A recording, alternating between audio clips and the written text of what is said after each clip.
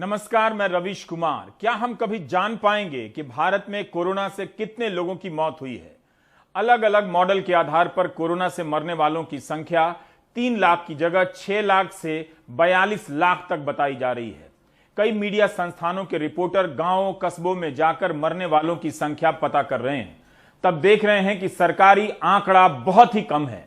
6 लाख की मौत को 3 लाख बता देना और 40,000 की मौत की जगह 4,000 बता देने का यह खेल कब रुकेगा? वाशिंगटन यूनिवर्सिटी के institute of health matrix and evaluation की वेबसाइट पर ताजा अनुमान है कि भारत में कोविड से मरने वालों की संख्या 9 लाख से अधिक हो सकती है। इसी तरह न्यूयॉर्क टाइम्स ने दर्जन भर एक्सपर्ट के साथ मिलकर 3 अनुमान पेश किए हैं। इसके हिसाब से भारत में कोविड से अब तक मरने वालों की संख्या कम से कम 6 लाख होगी। मोटा मोटी 15 लाख भी हो सकती है और अधिक से अधिक 42 लाख तक हो सकती है। कोई भी मॉडल सरकार के आंकड़े के करीब नहीं है, बल्कि कम से कम 1.5 गुना या तो दुगना है ही। लजारो गामियो और जेम्स ग्लांस ने इसके लिए भारत में हुए 3 सीरो सर्वे के डेटा को आधार बनाया है।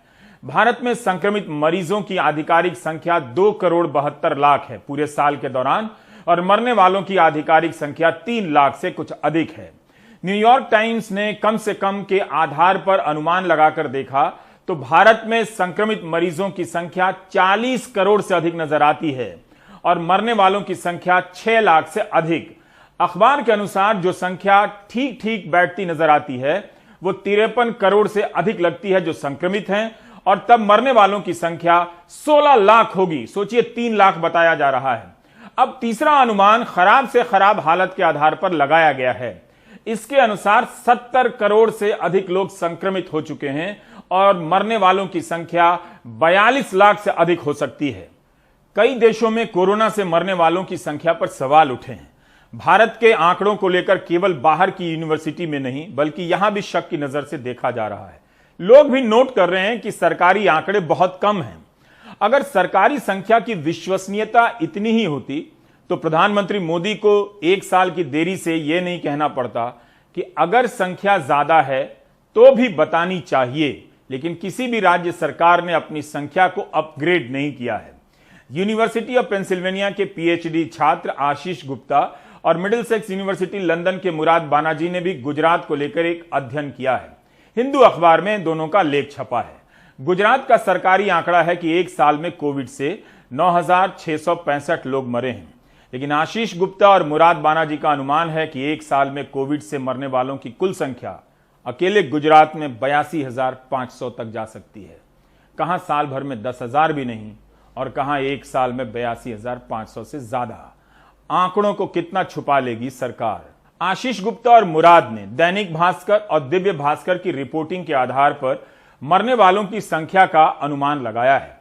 हाल ही में दिव्य भास्कर के मुताबिक गुजरात में 1 मार्च से 10 मई के बीच इन 71 दिनों में मृत्यु प्रमाण पत्र के लिए 1,23,000 मौतों का पंजीकरण हुआ है। इन 71 दिनों में पंजीकरण की यह संख्या पिछले साल के ठीक इन्हीं दिनों की तुलना में बहुत अधिक है।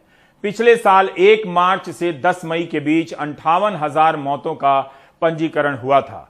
तब भी कोविड की लहर थी। इस संख्या के साथ साथ आशीष और बानाजी ने 2015 से 2018 के बीच गुजरात में मौतों के पंजीकरण की औसत संख्या निकाली और पाया कि इस साल जितनी मौतों का अनुमान था उसकी तुलना में 40,000 मौतें ज्यादा हुई हैं, जबकि सरकार कहती है कि इस दौरान 4200 लोग ही मरे। दिव्य भास्कर ने बताया है कि इस साल मरने वालों में 20% 25 साल से कम के नौजवान थे। आशीष और मुराद ने देखा कि 2018 में 25 साल से कम के नौजवानों के मरने का प्रतिशत 15 था, तो इसी वर्ग में 10% की वृद्धि है। Ashish Gupta demography and sociology विभाग में पीएचडी कर रहे हैं और मुराद बानाजी गणित के लेक्चरर हैं। आशीष और मुराद ने लिखा है कि कोविड से मौत का आंकड़ा इसलिए भी विश्वसनीय नहीं है क्योंकि कई बार अस्पताल का डॉक्टर ही कोविड से मरने के बाद भी कोविड कारण नहीं लिखता है। घरों में जो मौतें हो रही हैं उनकी गिनती तो कहीं होती भी नहीं है। नदियों में कितनी लाशें बहा दी गईं और उन्हें परंपरा के नाम पर खारिज कर दिया गया। ये शव बिहार के हैं या यूपी के, इस पर बहस तो हो गई, लेकिन कोविड से इनकी मौत हुई है या नहीं, इनकी गिनती नहीं हुई। यही नहीं, इसकी जांच तो हो रही है कि प्रयागराज के किनारे दफन किए गए शवों से पीली चादरें क्यों हटाई जा रही हैं। मुख्यमंत्री आदित्यनाथ ट्वीट करते हैं कि 3 साल पहले भी ऐसे ही दफनाए गए थे, लेकिन कोई नहीं बता रहा है कि इनमें से कितनों की मौत कोविड से हुई है। परंपरा ही है तो 3 साल पहले की क्यों हर साल की तस्वीर हो सकती है? क्या ये परंपरा मार्च, अप्रैल और मई के महीने में ही देखी गई है? इन तस्वीरों से इस सवाल का जवाब मिलना चाहिए कि ये शव कोविड के हैं या नहीं। केवल अस्पतालों में होने वाली मौत की गिनती हो रही है या इन शवों की भी गिनती होगी, इसे लेकर सवाल उठने चाहिए। न्यूयॉर्क टाइम्स के एक्सपर्ट ने भी घरों में होने वाली कोविड मरीजों की मौत की गिनती को लेकर सवाल उठाए हैं। बेंगलुरु से हमारे सहयोगी निहाल ने एक रिपोर्ट भेजी है। निहाल की रिपोर्ट बताती है कि कर्नाटक में होम आइसोलेशन में इलाज करा रहे 700 लोगों की मौत हुई है। ऐसी संख्या की गिनती अगर हर राज्य से होने लगे तो मरने वालों की संख्या कुछ और होगी।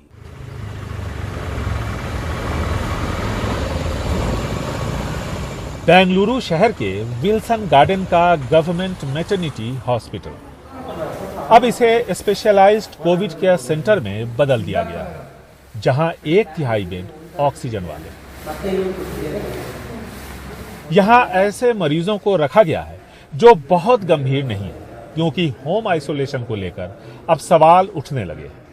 एक अनुमान के मुताबिक पिछले 1.5 महीने के दौरान जब कर्नाटक में हर रोज कोविड संक्रमण के 20 से 40 हजार केस सामने आ रहे थे, तब लगभग 750 मौतें होम आइसोलेशन के दौरान हुई। Could have happened, not that it has not happened. It could have happened. मैं इन मौतों से इनकार नहीं कर रहा हूं, ना ही छुपा रहा हूं। ऐसा हुआ होगा क्योंकि कई बार जानकारी की कमी की वजह से मरीज सही वक्त पर अस्पताल नहीं पहुंचते। ऐसे में देर होने से कई लोगों की जान गई है। Because of these reasons, some of this casualty or fatality could have happened. In Covid care centres में 60% से ज्यादा बेड्स खाली हैं, क्योंकि लोगों को लगता है कि होम आइसोलेशन बेहतर है। लेकिन सरकार अब ये सुनिश्चित करना चाहती है कि जिन लोगों की RT-PCR रिपोर्ट पॉजिटिव आई है, उन्हें इन सेंटर्स में ही लाया जाए, यहीं उन्हें रखा जाए, क्योंकि सरकार अब जोखिम उठाना नहीं चाहती। बेंगलुरु शहर के साथ साथ राज्य के सभी विधानसभा क्षेत्रों में या तो ऐसे सेंटर शुरू हो चुके हैं या होने वाले हैं। बेंगलुरु में पहले से चल रहे सेंटर्स के अलावा इन नए सेंटर्स में 3,300 बेड्स हैं, जिनमें से 1/3 बेड ऑक्सीजन वाले हैं। इसी तरह पूरे राज्य के अस्पतालों में करीब 19,000 बेड्स हैं, जिनमें से 1/3 बेड्स के साथ ऑक्सीजन है, लेकिन ज्यादातर खाली है। अस्पतालों में डॉक्टर्स, नर्सेज और दूसरे स्टाफ की कमी की भी शिकायत है। General duty medical officers who will go on report. हमने 1100 के आसपास जनरल ड्यूटी डॉक्टर्स की बहाली की है गांवों और तालुकों में, ताकि वहां के प्राइमरी हेल्थ सेंटर पर कमी न हो। That is the healthcare blocks, structural and functional unit of this healthcare system. सरकार के सामने सबसे बड़ी चुनौती है उन मरीजों को इन सेंटर्स पर लाने की जो संक्रमित है, जिनमें लक्षण भी है, लेकिन वो न तो RT-PCR टेस्ट के लिए तैयार होते हैं, न ही इन सेंटर्स में दाखिले के लिए। और ये स्थिति शहरों के मुकाबले ग्रामीण इलाकों में ज्यादा है। बेंगलुरु से कैमरामैन गोविंद मूर्ति के साथ निहाल किदवई, NDTV इंडिया।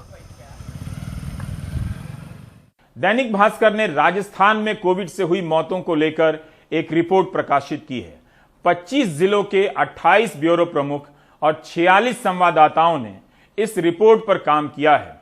इस रिपोर्ट के अनुसार दैनिक भास्कर की टीम ने जब 512 गांवों और ब्लॉक के रिकॉर्ड देखे और अपनी छानबीन की, तो पाया कि गंगानगर में जहां 48 मौतें बताई गई हैं, वहां के केवल 28 गांवों में ही 50 दिनों के भीतर 517 अर्थियां उठी हैं। 512 गांवों और ब्लॉक में 14,482 अर्थियां उठी हैं।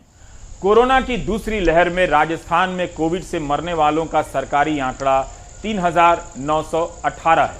3 गुना से अधिक का अंतर है। इस हिसाब से देखिए तो देश भर के स्तर पर मरने वालों की संख्या 3 लाख की जगह 12 लाख से अधिक हो जाती है।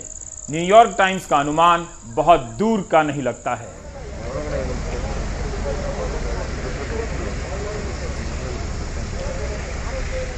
मरने वालों की संख्या रहस्य नहीं है, दुस्साहस है।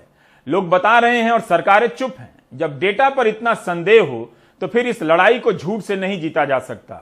बोकारो का एक किस्सा इस संदर्भ में और महत्वपूर्ण हो जाता है।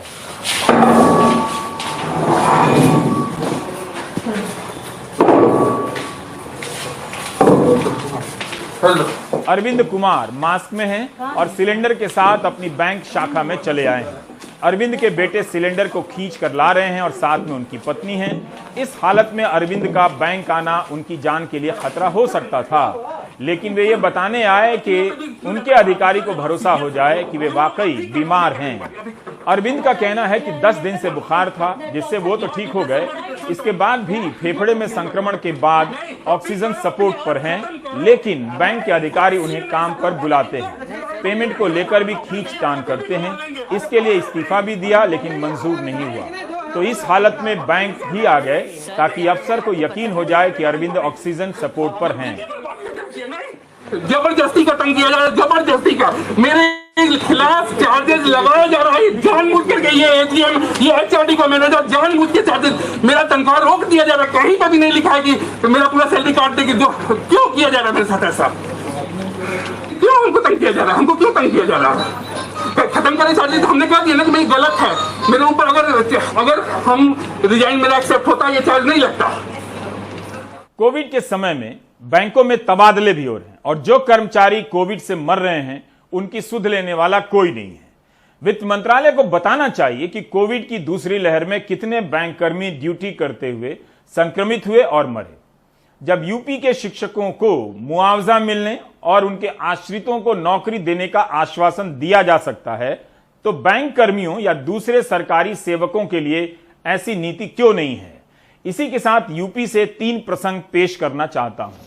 अप्रैल के पहले हफ्ते में शामली में कुछ गांव वालों को कोरोना की वैक्सीन के बजाय एंटी रेबीज इंजेक्शन लगा दिया गया। यह पता तब चला जब कांदला के कम्युनिटी हेल्थ सेंटर पर 72 साल की अनारकली ने टीका लगाने के बाद नर्स, जिन्हें एएनएम कहते हैं, उन्हें अपना आधार कार्ड देकर कहा कि वह उनका आधार नंबर तो दर्ज कर ले।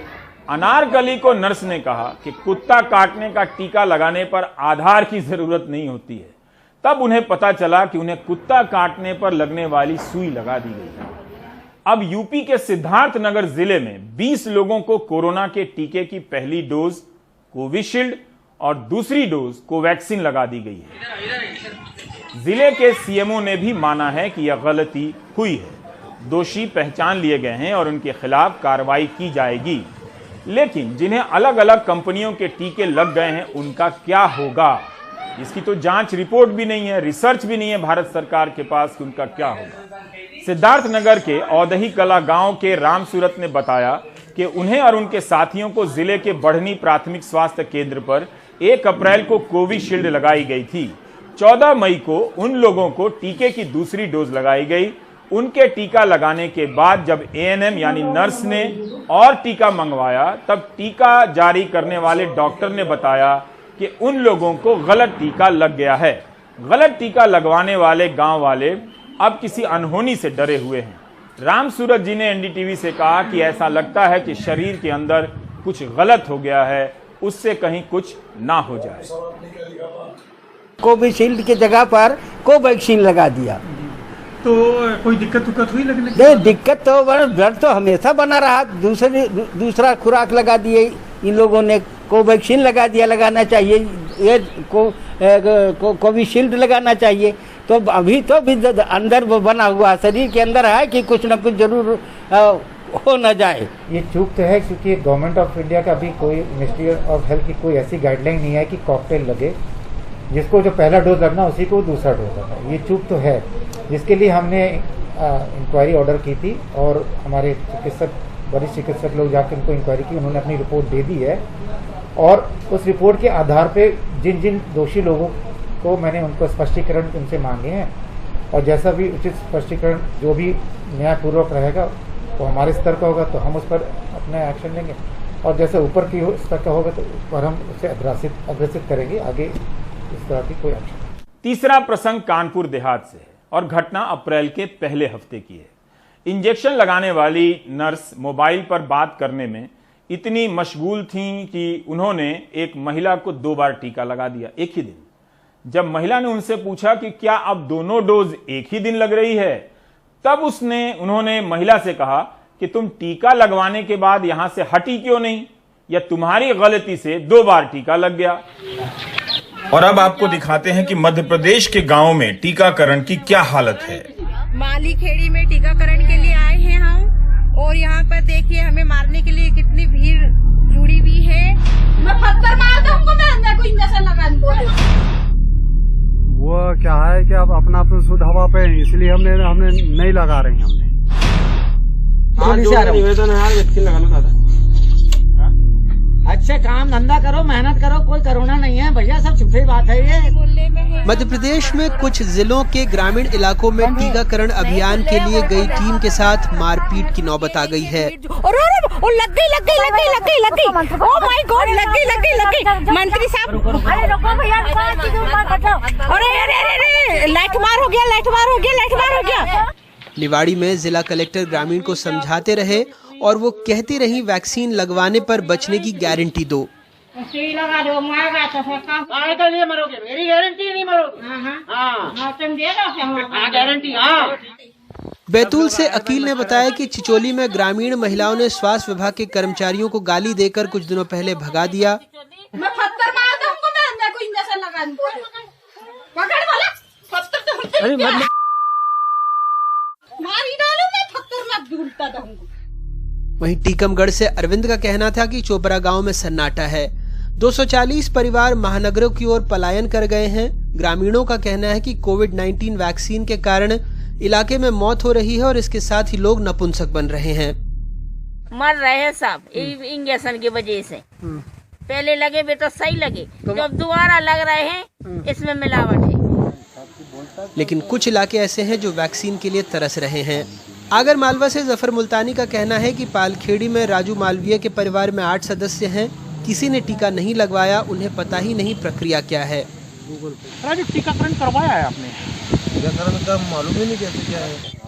वहीं हरिचंद्र की उम्र 60 साल है। उन्होंने टीके का पहला डोज भी लगवाया, लेकिन दूसरा डोज नहीं लेना चाहते। उनको डर है कि टीका लगवाने के बाद उनकी पत्नी की तरह उनकी भी मौत न हो जाए। क्यों नहीं लगाना चाहते? नहीं लगाना। आपकी पत्नी को एक टीका लग चुका था, लगा, उनकी मौत हो गई। आपने जैसा बताया था 15 दिन में मौत हो गई। कोरोना संक्रमण से बचाव के लिए सरकार द्वारा चलाए जा रहे टीकाकरण अभियान के प्रति लोगों का भरोसा क्यों पैदा नहीं हो पा रहा है, ये एक बड़ा सवाल है और एक बड़ी चुनौती भी। तस्वीर का दूसरा पहलू भी है। मुर्तजा और अंजुम मोबाइल में अपने वालिद की तस्वीर और वीडियो में वो उनकी यादों को सहेज कर एक दूसरे से बांटने की कोशिश में लगे हैं। परिवार के लोग अब इस बात पर अफसोस जता रहे हैं कि अगर वक्त पर टीका लगवा लिया होता तो शायद उनके सर से पिता का साया नहीं हटा होता। और जो टीका हमें लगाया जा रहा है वो हमारी सुरक्षा के लिए लगाया जा रहा है। सरकार ये थोड़ी ना चाहती है कि हम जान से हाथ धो बैठे। हम अगर टीका लगवा देते तो अंदर जाते कभी ठीक रहते, स्वस्थ रहते, कोरोना नहीं होता उन्हें। हमारे पापा ने इस बीमारी से बच जाते हैं। वो अफसोस बहुत होता है कि टीका लगवा लेते तो शायद उनको कोरोना नहीं होता। बालाघाट से लगे लालबर्रा तहसील के ग्राम पंचायत टेकाड़ी में 2 बार वैक्सीनेशन कैंप लगाया गया, लेकिन सिर्फ 2 लोग वैक्सीन लगाने आए। आदिवासी बहुल चिखलदा बल्दी गांव में लोग वैक्सीन की बात सुनकर लड़ने आ जाते हैं कि टीका लगवाए। बहुत जिस सुनामी में आते हैं कि लगवाए टीका तो कई निपट गए, इसलिए से अपन टीकाकरण नहीं करवाते। तो आगे यहाँ कोई आया था स्वास्थ्य वाला? वो तो आते चाहिए, लेकिन अपन लगवाते चाहिए टीका। जंगली जड़ी खाते हैं। इंजेक्शन नहीं लगाओगी? नहीं लगाते हैं। गांव में ये अफवाह है कि वैक्सीन लगाने से मर रहे हैं, कोई बीमार हो रहा है, कोई कुछ हो रहा है, इस टाइप से अफवाह के कारण नहीं लगा पा रहे हैं। लोगों ने बहुत भारी अफवाह फैला चुके हैं। कितने लोगों ने लगाया अभी तक? अभी हमारे गांव में हमने एक बार सर को बोल के वैक्सीनेशन कैंप लगवाए थे, लेकिन जब कैंप लगवाए तो यहाँ मात्र 2 एडल्ट ने लगवाए थे राज्य के स्वास्थ्य विभाग के बुलेटिन को ही देखें तो पता लगेगा कि ग्रामीण इलाकों खासकर आदिवासी बहुल जिलों में टीकाकरण की रफ्तार बेहद सुस्त है। टॉप 5 जिलों में इंदौर ने 9,93,925, भोपाल में 7,30,628, जबलपुर में 5,59,320, सागर में 4,15,266 और ग्वालियर में 24 मई तक 4,20,520 टीके लगे हैं। जबकि सबसे खराब प्रदर्शन करने वाले जिलों में आगर मालवा में महज 58,994, उमरिया में 64,152, हरदा में 66,554, अलीराजपुर में 66,848 और श्योपुर में 24 मई तक 68,012 टीके लगे हैं। ये सारे ग्रामीण और आदिवासी बहुल जिले हैं। राज्य में अभी तक कुल 1,77,08,52 टीके लगे हैं, जिसमें 83,06,812 लोगों को पहला डोज ही लगा है। सिर्फ 17,71,040 लोग ऐसे हैं जिन्हें दोनों डोज लगा है। वैसे सरकार आंकड़ों पर जवाब नहीं देती, विपक्ष को जिम्मेदार बताती है। टीकों को लेकर गफलत की स्थिति है, उसका यदि कोई कारण है तो कांग्रेस और विपक्ष के नेता हैं जिन्होंने लोगों को गुमराह कर टीके के प्रति गलत जानकारी प्रेषित की है। निश्चित रूप से हम लगातार वैक्सीनेशन को लेकर जन जागरण अभियान कर रहे हैं और इसके ज़्यादा से ज़्यादा सेशन लग सकें और जनता को इसका लाभ मिल सके, इसके हम पूरे प्रयास कर रहे हैं। मामला सिर्फ मध्य प्रदेश का नहीं है। पड़ोसी छत्तीसगढ़ के कोरिया जिले के पटना इलाके में तहसीलदार गांव वालों के घर टीका लगवाने की जानकारी देने पहुंचे तो किसी ने दरवाजा नहीं खोला। खोलिए, मत डरिए, टीका लगवाने के लिए आए हैं, एकदम सुरक्षित है, कुछ नहीं होगा। आप लोगों की सुरक्षा के लिए ही है भाई, डरिए मत, कुछ नहीं होता है टीका लगवाने से, है ना? और कोई रास्ता है? नहीं, बस बंद कर दे। सोनहत में नायब तहसीलदार लोगों को वैक्सीन लगाने की जानकारी दे रही हैं तो ग्रामीण उन्हें घर से बाहर जाने को कह रहे हैं। यही तो बीमारी वो चीज करवावत रहन तक का है, कोरोना टीका लगवाए के अब बीमारी फैल जाती है। भारत जैसे विशाल देश में निश्चित तौर पर सामूहिक टीकाकरण अभियान चलाना एक बड़ी चुनौती है। बावजूद इसके हकीकत भी यही है कि अगर देश को संक्रमण से बचाना है तो सबको टीका लगवाना होगा। ऐसे में ज़रूरी है कि टीकाकरण में जटिलताओं को ख़त्म किया जाए, भ्रांतियों को दूर किया जाए, नहीं तो सोशल मीडिया पर चलने वाली भ्रांतियां सरकारी कोशिशों पर भारी पड़ सकती हैं। रायपुर से सोमेश पटेल और मध्य प्रदेश में अपने ब्यूरो सहयोगी और भोपाल से कैमरा पर्सन रिजवान खान के साथ अनुराग द्वारी, NDTV इंडिया। देश को चाहिए टीका, बहस हो रही है ट्विटर पर। रात भर लोग अपना अकाउंट चेक करते रहे कि ट्विटर बंद तो नहीं हो गया। ट्विटर को भी झूठ के नीचे झूठ लिखने की जरूरत ही क्या थी?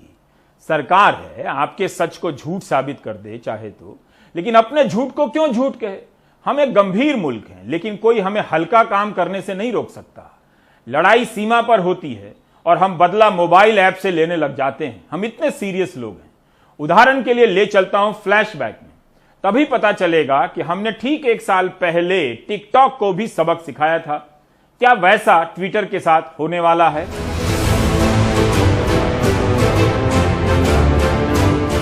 जून 2020 का महीना था। तपती गर्मी में तालाबंदी की मार और कोरोना महामारी सर पर सवार। खबर आ रही थी कि चीन की सेना भारत के पूर्वी लद्दाख की सीमा के भीतर आ गई है। झड़प हुई है जिसमें भारतीय सैनिक शहीद हुए हैं। प्रधानमंत्री ने कहा कि हमारी सीमा में कोई नहीं आया। उन्होंने तो उनका नाम तक नहीं लिया। सबने समझा कोई नहीं आया मतलब चीन नहीं आया। रक्षा मंत्री और विदेश मंत्री ने भी ऐसा ही कहा। राष्ट्र ने गंभीरता से लिया कि कोई नहीं आया, लेकिन तभी खबर आने लगी कि दोनों देश जमीन को लेकर बातचीत कर रहे हैं। सीमा पर सैनिक तैनात हैं तो सिविलियन को भी कुछ करना चाहिए। व्यापारियों की संस्था CAIT ने बहिष्कार के लिए 500 सामानों की सूची बना दी। डिबेट होने लगी। उद्वेलित राष्ट्र कहां विश्राम करता। नजर में आ गया टिकटॉक। नेशन के लोग भूल गए थे कि चीन का है। लॉकडाउन में घरों में बंद लोग कूद फांद कर वीडियो बना रहे थे, अपलोड करने की तैयारी में थे कि टिकटॉक बंद हो गया। सबने नेशन का साथ दिया। निर्णय कड़ा हो तो नेता भी बड़ा होता है। टिकटॉक से ग्लोबल हो रहे लोकल कलाकार पुनः लोकल हो गए। इसके बाद 267 चीनी ऐप हमने मोबाइल फोन से उड़ा दी धुआंधार तरीके से। नेशन ने टकराव का नया तरीका निकाला। ईंट का जवाब पत्थर से देने के बजाय ईंट का इस्तेमाल विकास में करने लगा। चीन से सामानों के आयात की नीतियां कठोर होने लगी। 3 जुलाई 2020 का दिन भी कड़े निर्णय लेने वाला ऐतिहासिक था। ऊर्जा मंत्री आर.के. सिंह ने कहा कि चीन से तनाव के बीच भारत वहां से बिजली के उपकरणों का आयात नहीं करेगा। राज्य सरकारों की बिजली कंपनियों से भी कहा कि वे चीन से आयात ना करें। मंत्री जी ने कहा कि हम बर्दाश्त नहीं कर सकते कि कोई देश हमारी सीमा में घुस आए। बातों बातों में हमने चीन को इतना कठोर सबक कभी नहीं सीखा। अब लेटेस्ट डेटा नहीं है, अब ताजा डेटा तो मंत्री जी ही दे सकते हैं कि बिजली के उपकरणों का आयात कितना बंद हुआ, कितना कम हुआ। लेकिन इसका मतलब यह नहीं कि अपने स्टूडेंट को सबक सिखाने के बाद टीचर दोबारा क्लास में नहीं जाएगा। 1 साल पहले चीन से आयात पर अंकुश के फैसले को महान बताने वाले मंत्री चीन से आयात पर आंखें मूंदने लगे हैं। आक्रोश की जगह आयात ने ले ली है। चीन से ऑक्सीजन कंसंट्रेटर और सिलेंडर का आयात होने लगा है। दिल्ली सरकार ने बताया है कि चीन से 6000 ऑक्सीजन सिलेंडर आयात कर लिया गया है। नेशन की नेशनलिस्ट भावनाएं आहत नहीं हुई हैं। 1 साल पहले कहां तो हम चीन के बने ऐप डिलीट कर रहे थे, 1 साल बाद हम चीन के सिलेंडर से ऑक्सीजन ले रहे हैं। बाय द वे, सीमा पर जो विवाद था उसका समाधान फाइनल नहीं हुआ है। You can check with the government of India. Karnataka ने भी चीन से 200 ऑक्सीजन कंसंट्रेटर का आयात कर लिया। बहुत से सामान तो वुहान से मंगाए गए हैं जहां से कोरोना आया था। राजस्थान ने भी कहा है कि चीन से 6900 ऑक्सीजन कंसंट्रेटर का आयात किया जाएगा। अफसोस की बात है कि इन घोषणाओं के खिलाफ पुतला फूंकने वाले इन दिनों अपनी सोच को पॉजिटिव करने के जुगाड़ में लगे हैं। क्या आत्मनिर्भर भारत आयात निर्भर भारत बनने लगा है? जाहिर है चीन भी अपनी वाहवाही करेगा। बताने लगा कि भारत की अलग अलग कंपनियों ने 40,000 ऑक्सीजन कंसंट्रेटर के आयात का ऑर्डर किया है। भारत में तैनात चीन के राजदूत ने चीनी कम्युनिस्ट पार्टी के अखबार ग्लोबल टाइम्स को बता दिया। 29 अप्रैल को चीनी राजदूत ने ट्वीट भी कर दिया कि चीन से अप्रैल के 2 हफ्तों के भीतर 61 मालवाहक जहाज आए हैं। 5000 से अधिक ऑक्सीजन सिलेंडर की आपूर्ति हुई है। 21,569 ऑक्सीजन जनरेटर और 3800 टन दवाओं की आपूर्ति हुई है। 2 करोड़ से अधिक मास्क की भी आपूर्ति हुई है। इस तरह से गिन गिन कर अब बताया जाने लगा है ये विदेश नीतियों की हालत हो गई है। ऑक्सीजन कंसंट्रेटर तो ठीक है, लेकिन 1 साल तक आत्मनिर्भर रटने के बाद 2 करोड़ मास्क का आयात करना पड़े, यह निर्भरता की आत्मा के लिए अच्छा नहीं है। चीनी सामान का विरोध करने वाले इस साल उदार नजर आ रहे हैं। लोकल की ग्लोबल चेतना जाग गई है। चाइना ने जिस प्रकार से हिंदुस्तानी फौजों के ऊपर जो नापाक हमला किया है, उसको लेकर के पूरे देश के व्यापारियों में और देश के नागरिकों में बहुत जबरदस्त रोष और आक्रोश है। और अब वो समय आ गया है जब हमें चाइना को सबक सिखाना है। Confederation of all India traders ने चीनी उत्पादों के बहिष्कार का एक राष्ट्रव्यापी अभियान भारतीय सामान मेरा अभिमान करके पूरे देश में चलाया है। और कल की इस घटना के बाद अब यह अभियान पूरी तेजी के साथ पूरे देश के अंदर चलाया जाएगा। पिछले कुछ महीनों में कोरोना जब भारत में चरम सीमा पर था, या इससे पहले भी जो कोरोना का दौर था, उसमें मजबूरन हमें चाइना से कुछ ऐसा सामान इंपोर्ट करना पड़ गया जो सामान या तो भारत में बनता नहीं था या अन्य देशों से मंगवाने में हमें कहीं ना कहीं उसमें समय लगता था। अब जबकि कोरोना से काफी राहत पूरे देश को मिल गई है, ऐसे में हमारा मानना है कि वो वस्तुएं जो पहले से भारत में बन रही हैं या अन्य देशों से ली जा सकती हैं, उन वस्तुओं को अब चीन से मंगवाने की कोई आवश्यकता नहीं है। विशेष रूप से कोरोना के इलाज से संबंधित जो मास्क हैं, पीपी किट हैं, जो भारत में जिनका बड़ा उत्पादन हो रहा था और हम अन्य देशों को वो दे रहे थे, वो भी इसी दौरान में चाइना से इंपोर्ट हुए हैं। इसी प्रकार से और अन्य गैर जरूरी सामान जो चीन से इंपोर्ट हुआ है, हमारी केंद्र सरकार से यह आग्रह है कि ऐसे सभी इंपोर्ट को डिस्करेज किया जाए और भारत में इन सारी वस्तुओं को बनाने के और बेहतर रास्ते उपलब्ध कराए जाए। ऐसा नहीं है कि दूसरी लहर के बाद ही चीन से आयात होने लगा और सरकारें चीन का नाम लेकर बताने लगी कि वहां से आयात कर रहे हैं। पिछले साल करती तो पुतला दहन हो जाता, यह तय था। इस साल 18 मार्च को वाणिज्य राज्य मंत्री हरदीप पुरी ने लोकसभा में एक लिखित जवाब पेश किया। सवाल तृणमूल की सांसद माला रॉय ने पूछा था। हरदीप पुरी ने कहा कि जनवरी से दिसंबर 2020 के बीच भारत ने जिन देशों से आयात किया है उनमें चीन अव्वल स्थान पर है। चीन से टेलीकॉम उपकरण, कंप्यूटर हार्डवेयर, उर्वरक, इलेक्ट्रॉनिक उपकरण और पुर्जे, दवाएं, इलेक्ट्रॉनिक मशीनें वगैरह का आयात होता रहा है। चीन से भारत ने 58.71 अरब डॉलर का आयात किया है। आयात के मामले में नंबर 1 चीन ही बना रहा। 2019 में 62.4 बिलियन डॉलर का आयात हुआ तो 2020 में 58.71 बिलियन डॉलर का आयात हुआ। क्या यह कमी आत्मनिर्भर भारत के कारण आई या कोरोना के कारण दुनिया भर में आयात निर्यात में गिरावट के कारण आई? आप पिछले साल की हेडलाइन निकालकर देखेंगे तो इस साल की हेडलाइन का खेल समझ जाएंगे। ट्विटर को लेकर जो प्रसंग छिड़ा है उसे इस संदर्भ में भी देखा जा सकता है। मामला केवल सरकार की गाइडलाइन के पालन का नहीं लगता है। जैसे ही आज बुद्ध पूर्णिमा पर प्रधानमंत्री का ट्वीट आया, ट्विटर को लेकर चिंतित लोगों ने राहत की सांस ली।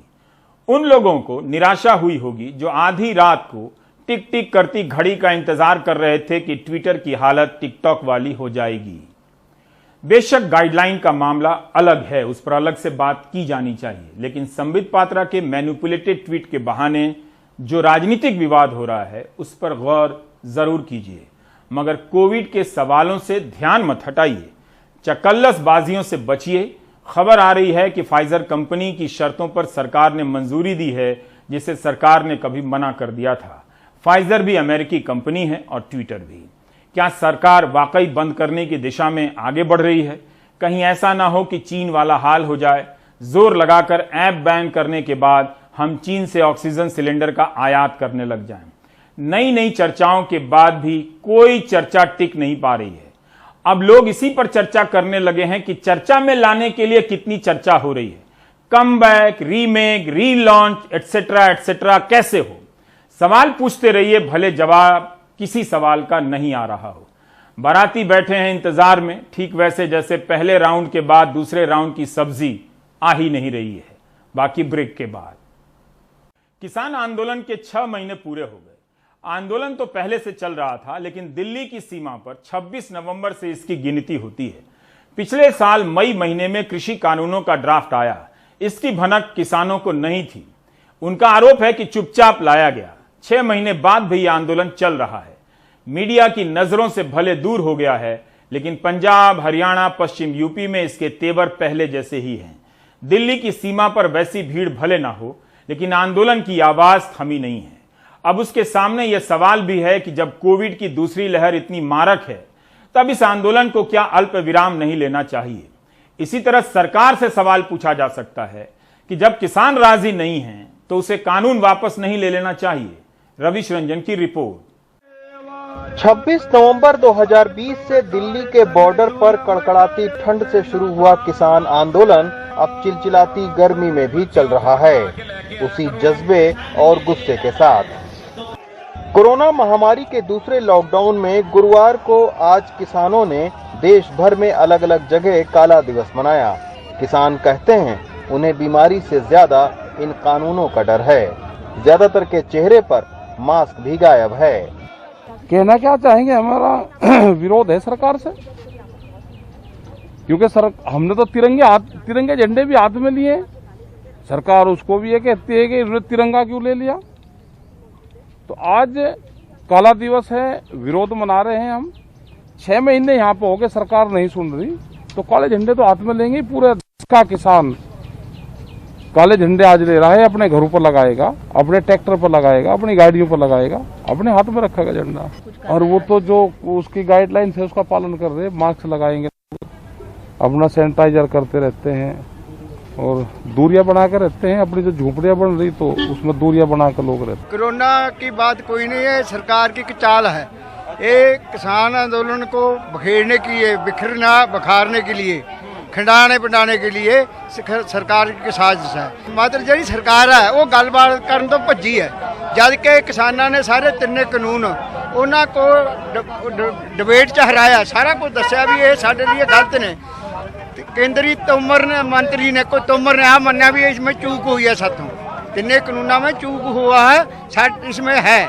पर सरकार अपनी हिंड से अड़ी हुई है, उसको पहले से अहंकार है, सरकार को अहंकारी सरकार है। लेकिन मौसम और हालात भले ही बदले हों, किसान संगठनों की 3 कृषि कानून को रद्द करने की मांग नहीं बदली है। जीटी रोड पर अब कच्चे पक्के सैकड़ों तंबू दूर दूर तक दिखाई पड़ रहे हैं। हालांकि सिंघू बॉर्डर पर कभी टेंट सिटी के नाम से पहचानी जाने वाली ये जगह आज वीरान पड़ी है। जगजीत सिंह हमें दिखाते हैं कि 25 जनवरी को यहाँ 10,000 लोग रुके थे, लेकिन अब इक्का दुक्का ही रह गए हैं। यहाँ पर तकरीबन 8 से 10,000 लोग रहते थे। ये जो आप कमरा देख रहे हैं, ये पूरा लेडीज़ के लिए सेपरेट यहाँ पर सोने का, रहने का इंतज़ाम था। लेकिन अभी चूँकि 6 महीना बीत चुके हैं, गर्मी भी आ चुकी है, बहुत सारे लोग यहाँ से गए भी हैं। लंबे चले आंदोलन के बीच सिंघू, टीकरी और गाजीपुर बॉर्डर पर किसानों की तादाद काफी कम हो गई है। यहाँ लंगर और रहने का इंतजाम देखने वाले कुलदीप सिंह और उनके दोस्त बताते हैं कि पहले करीब 2 लाख रुपए रोज का राशन आता था, जो अब घटकर 25,000 रुपए रह गया है, मगर लोगों का मनोबल टूटा नहीं है। सोचते तो यही है भाई, जितनी देर सरकार जो है ऑर्डिनेंस जो विड्रॉ नहीं करेगी उतनी देर हम वापस नहीं जाएंगे। सरकार जो है किसानों के साथ मीटिंग तो करे, जब 2 धिरां जो है इकट्ठी बैठेगी तो कोई बीच का रास्ता निकलेगा। सरकार तो अभी आंखें मीट के बैठी हुई है, आंखें बंद की हुई है सरकार ने। जितनी देर सरकार कोई मीटिंग नहीं बुलाती, कुछ नहीं बुलाती, उतनी देर को कोई बीच का रास्ता नहीं निकल सकता। महामारी तो चल रही है जी, तो ये हम पीछे हट जाएंगे तो कुछ पल्ले नहीं पड़ेगा। मरे तो हम पहले ही हुए हैं। अगर जो ऑर्डिनेंस जो वापस विड्रॉ नहीं होते तो क्या हमारे पल्ले जो है कुछ बच रहा है। फिलहाल अब भी सिंघू बॉर्डर पर 15,000 से ज्यादा किसान सड़क पर बैठे हैं। सरकार की टाइम बाई करने वाली रणनीति भी किसान आंदोलन पर चलती नहीं दिख रही है, लेकिन फिर भी सरकार कानून को बनाए रखने और बातचीत न करने पर अड़ी हुई है। कोरोना काल में हम तो किसान नेताओं से भी ये अपील करते हैं और सरकार से भी कि इस वक्त कोरोना से मिलकर लड़ने की ज़रूरत है। प्लीज़ आपस में मिलकर बैठिए, एक दूसरे की विचारों को सुनिए और इस किसान आंदोलन का, कृषि कानून का कोई एक बीच का रास्ता निकालिए, ताकि ये किसान हैं ये भी अपनी खेतों की ओर लौटें और सरकार भी कोरोना के खिलाफ मजबूती से लड़ाई लड़े। सिंघू बॉर्डर से प्रेम सिंह के साथ रवीश रंजन शुक्ला, NDTV इंडिया। आप देख रहे थे प्राइम टाइम। नमस्कार।